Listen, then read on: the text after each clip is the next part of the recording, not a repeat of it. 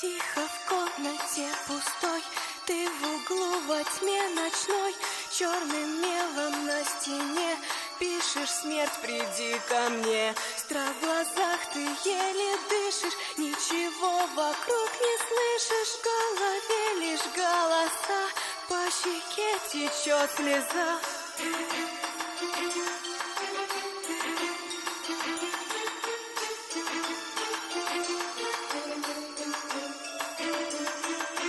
Ты в чужой стране теперь, и тебе открылась дверь в мир, где души обитают, медленно тебя сжирают. Ты боишься, ты бежишь прочь от тех, с кем говоришь, и твои глаза пустые.